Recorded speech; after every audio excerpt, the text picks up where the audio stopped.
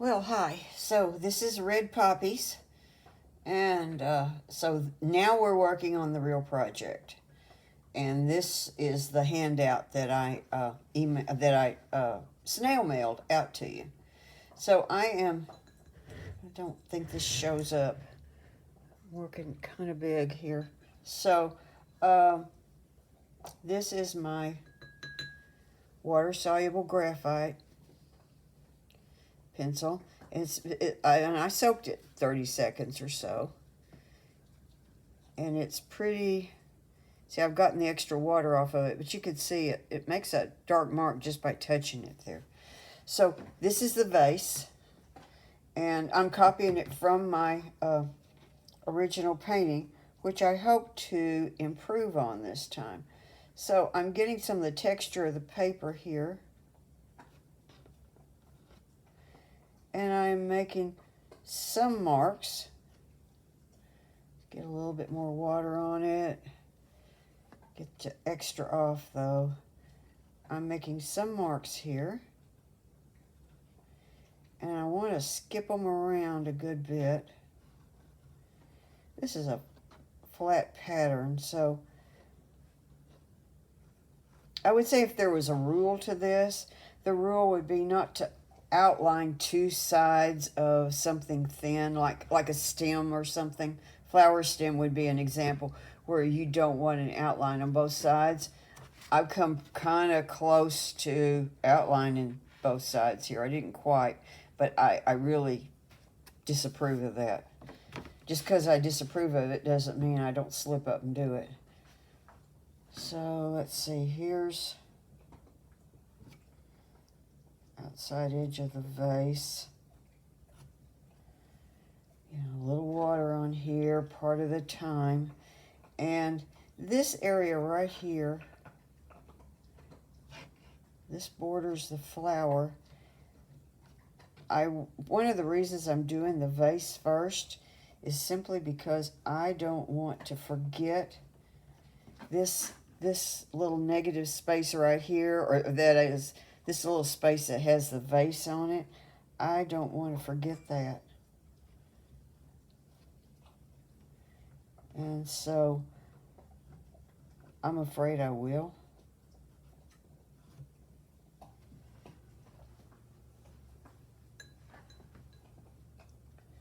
So here's this leaf. Now here, I'm kind of dragging a bead of water along with my pencil. And that's great for like little short areas, but I want to be careful that I don't do long areas of that, because you'll get this monotonous one wide fat line that kind of defeats the whole thing. And this is great little shapes here. And so I got carried away and I kept a lot of them.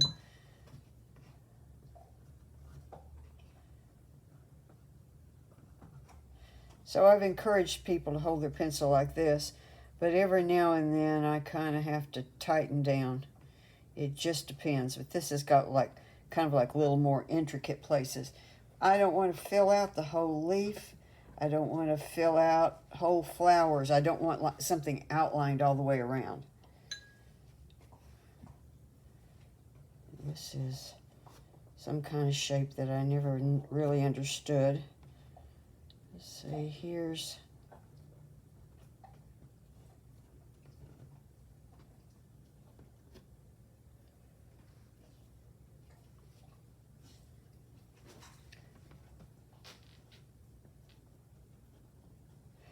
this is an 8B. I can't tell much difference between 8 and 2s really on this, but if you get an HB, that really doesn't work very well.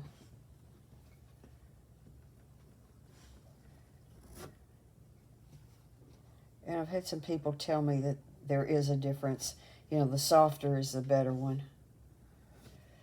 But if you buy these, if you buy them at Hobby Lobby anyway, you have to buy the kit, which is a pretty good kit, but it does have an HB in it, and 2B, 4B, 6B, and 8B.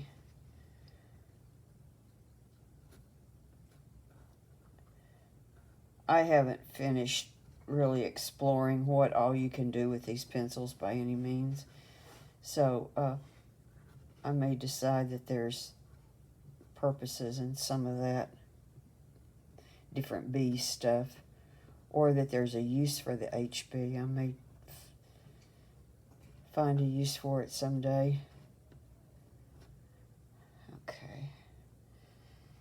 So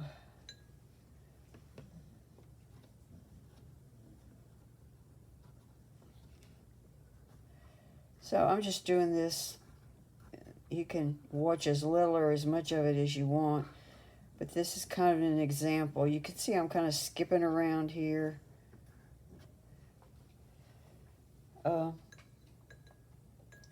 And the thing is, I may come back and add more at a later time. See, this has got that bead on it, so I could get a really monotonous line if I kept up.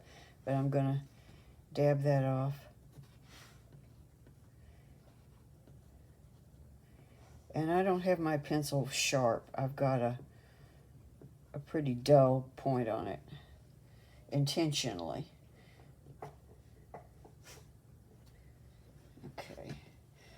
So there's that. Now on this flower, does this show? Yeah, the flower shows. So one of the things I did was I've modified the flower. There are things here I like and things I don't like. And one of my objectives here is to do a better painting this time. So I had played with this. Okay. This is this flower. It's sort of reshaped. I prefer this lighter center here.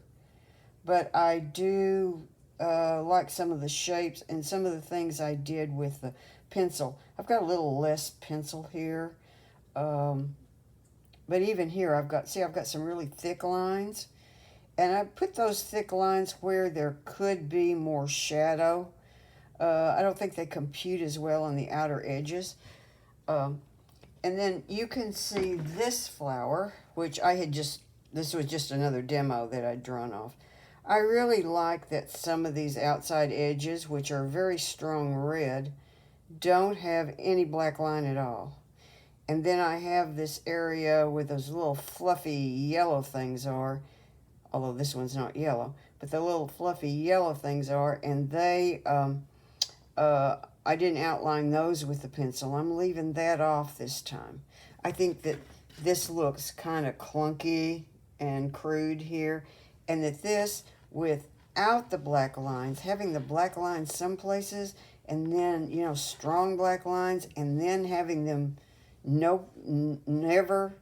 some places no black line, and particularly there, I think that that's a good look. I like that. So I want to do more of that. This has got a little more interesting edge on it too. All right, so we're not painting it yet, but in drawing it, I need to take those things into consideration. So I'm going to be looking at this one.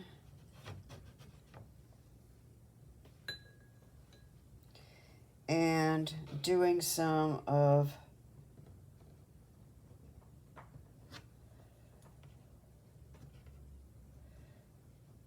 so I'm getting heavier here, but then I'm going to go to very light and disappear here. I want that line to fade out. I don't want it to be quite so clunky on the end. So here, and then here's another division that I missed on that drawing. Oh, I have it here. Why do I not see it here? Oh, that's it. So I have this area was also where I got dark. I got lost on my own drawing. Okay. So see, it happens to all of us sometimes. And a lot of the time I even kind of turn my pencil sideways to get kind of a soft, thicker line. So I put very little pressure down there. Okay, yeah, I think we'll do this one.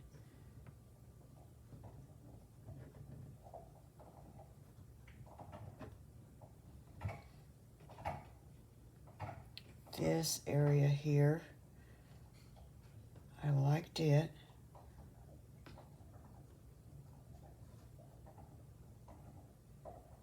But I have a more interesting drawing. I think I'll make that a little more interesting there. So this has all of those ruffly edges.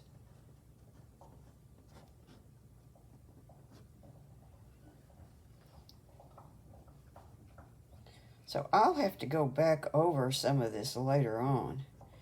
And, you know, you can add more black later, but it's hard to get this out if you don't like it. On the other hand, because I like to spray it and set it and get kind of those little funny gray things that it does that we're going to do here in a few minutes, I like to get some of it down now. Okay. Up here, let's do a little bit. All that noise is dogs running around. I wonder what that was. Okay, I think I'll stop with that. There is another petal here that I don't have there, and I probably need to suggest it, but maybe not show the whole petal. Maybe that's enough. Okay, so let's go up here and let's look at this one.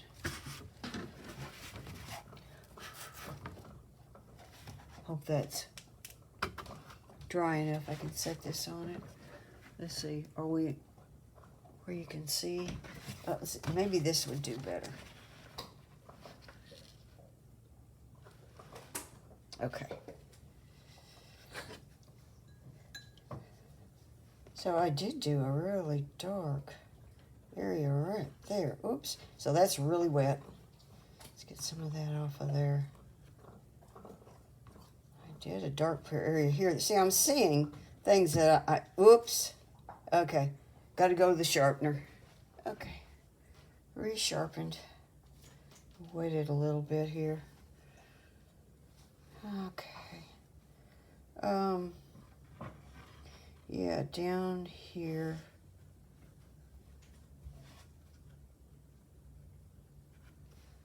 There. And I think we'll make a good line right here.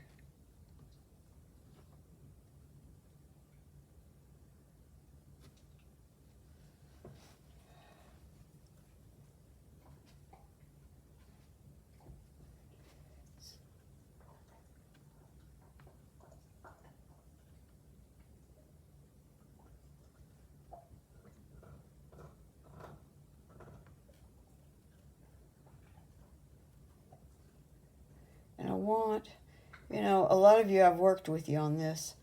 I want a lot of those really, most of you that are in my classes are familiar with Ardmore Ant. I want those, I want Ardmore Ant's influence in here. A lot of those really careful contour areas that are varied. Oh, let me point this out to you. Here's what I don't want. I don't want to see people starting to do that, which gets very predictable. I want these unpredictable shapes. See? All of this variation. There's some big shapes and there's some little ones. Well, this one doesn't have as many little ones. This has got a lot of great little things that within the splatters add to it. It just sort of dances around the edges. And that's what I want. I want flowers that dance. I don't have much in the way of an outline over here, but I think I want some. So again, if you have like a long line or something, don't make a long line. Make it get thicker, thinner, skip, see, like that. little fine lines, thick lines, skipping lines. Maybe you even don't think of them as lines. Look at that. That's hardly a line. That's a shape.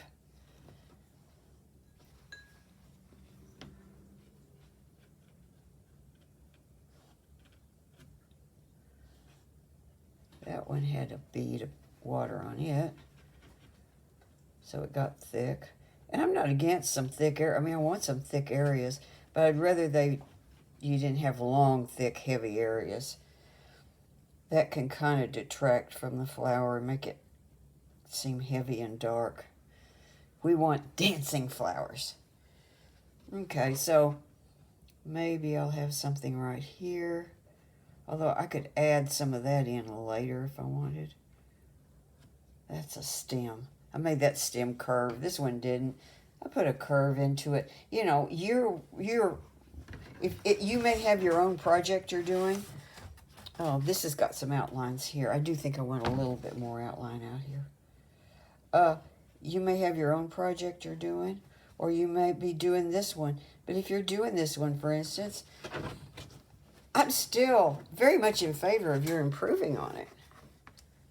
Okay, I can't, that's wet, so I'm just looking at this to see. Okay.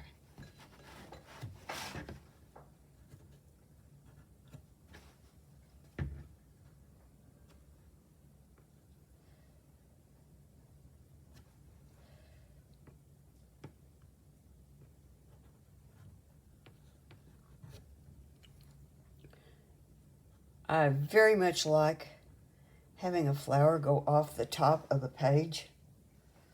It's just become almost a signature thing for me. And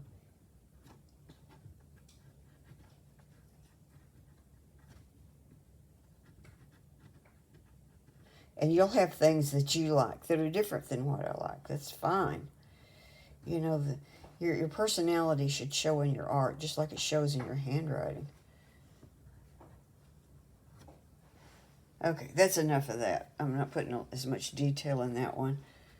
I might show a little bit more right here. Okay, so now what I need is a spritzing bottle. Okay, this is the one I've got in here. I hope I'm happy with it. So the thing about this is to put the right amount of water on. Not too much and not too little.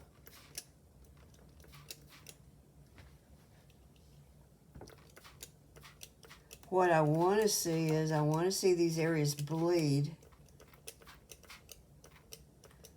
But I want those little rivulets. See, there's little streams going through here. Because the water's uneven, it's not covered. If it's covered in water, you just get a flat gray wash. And that's not what I want. I want these exciting little things happening here. And these are going to... this is also going to set the pencil and the paper so that you don't... Well, I'll show you what you don't want to get in a minute, because I have a great example of it.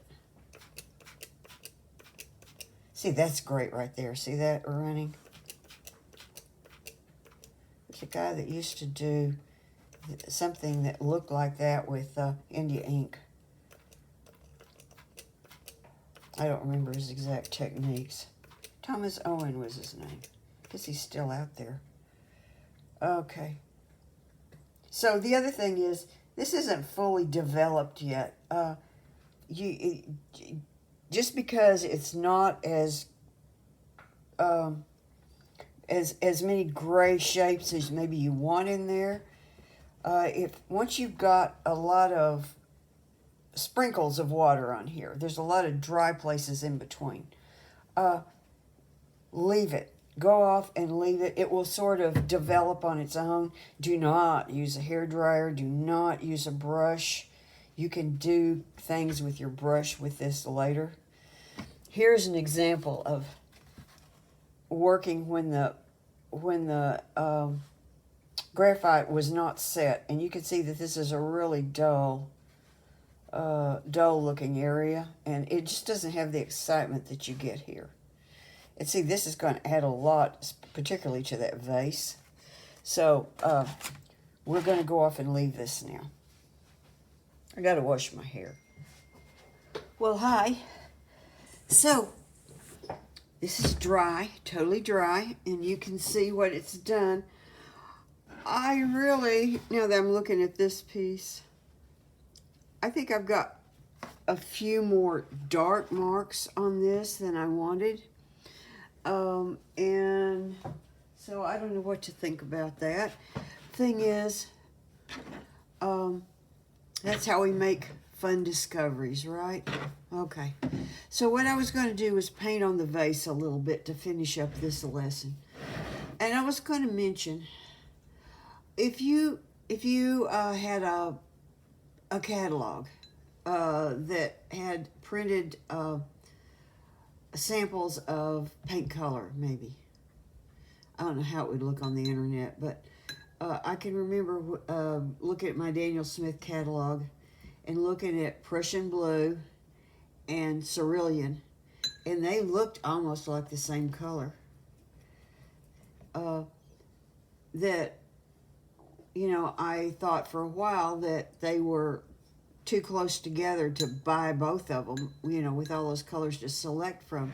They're really very different. Of course, you can see that one is very transparent, and so it looks way darker than the other, for one thing. This is a much weaker color. This flows differently. This one dries faster, and it has a funny drying pattern. I'm not going to demonstrate all that today, but the point is that I'm actually using both of them on this vase. So let's just start out. We're on dry paper. And I'm just kind of noodling around here. There's the one place that I wanted to be sure and paint with paint blue. And I'm going to kind of do it now because I've kind of got a habit of forgetting some of this. So this is not a real good place to tell what I do. I'll show this again in a minute on a bigger area. But what I'm doing is I'm using a little bit of one and a little bit of the other. They just flow differently, and it just gives you a little different look. Okay, there's something right there. So I like to leave those little twinkle things. Let's do that. I like to leave the little twinkles in here. Of course, we're going to leave a lot of bits. Oh, I'm pointing to something off camera. We're going to leave a lot of bits of light in here anyway. My initial coverage is not going to be all of this. This has got gray and stuff pulled into it. Right now, I'm just getting these blue things in here. So, let's see.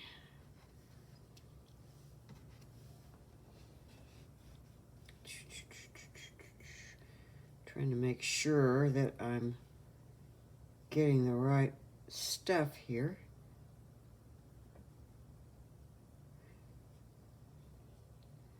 And basically, I'm kind of making enough solids in here that you can, it's like connecting the dots.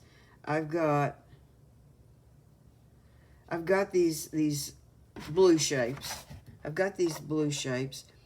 We've got bits of black, but it's really hard to tell that they are anything. In fact, I'm really having to concentrate to keep my place. So I'm filling that in, and I'm doing it kind of imprecisely, intentionally. So here I switch colors a little bit. But I want all this to connect together. And I might have to, I need to fill it in carefully enough that that becomes a shape. Right here, I have a bit of pale blue right there. I don't know what that's about. It's probably just some shading on something. but I'm going to put it in here because I don't want to lose my place later about the flower. So let's see, let's come over here.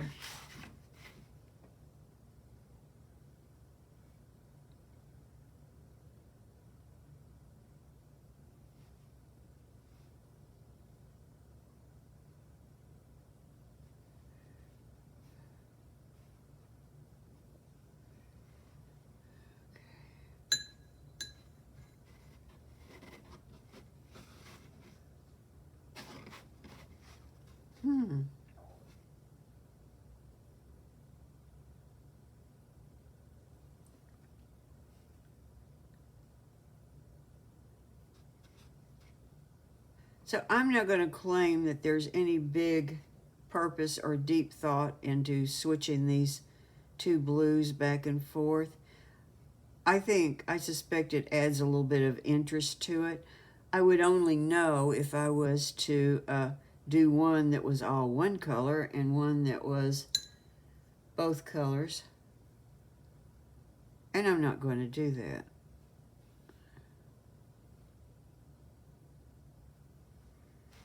There. It's beginning to work for me. Let's get a little more blue out here.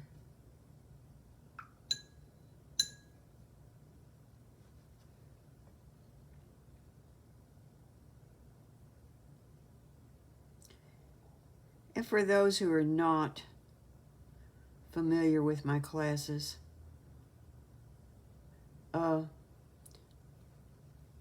I use professional grade watercolor, and I dry it in these wells, like right here.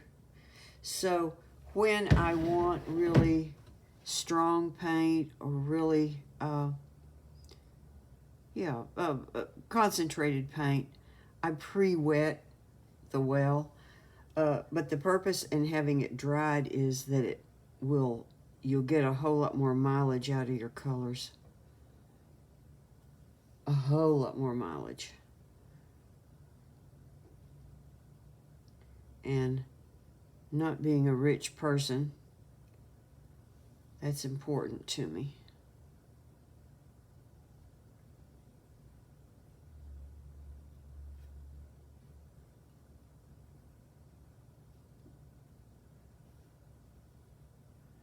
So I want this to look kind of sketchy. And I do believe it does look kind of sketchy. Okay, here we've got this leaf. And I've got lines in here. I can just barely see them.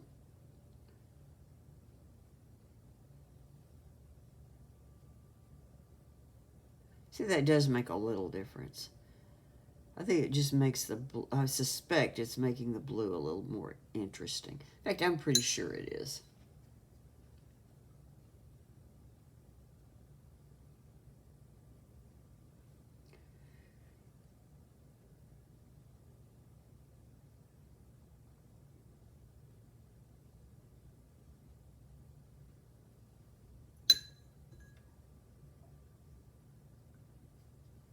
So switch back to the Prussian.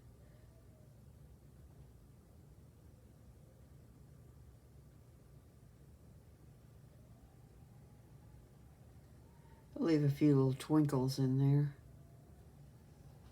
Okay, let's see, what am I missing? Oh, well, there should be a shape over here.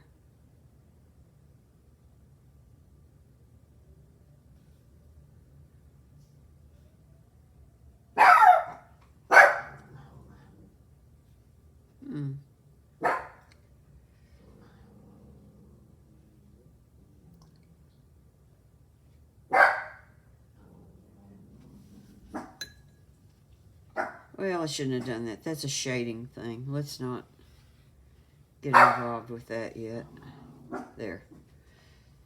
So this, yeah, is going to be red. Red.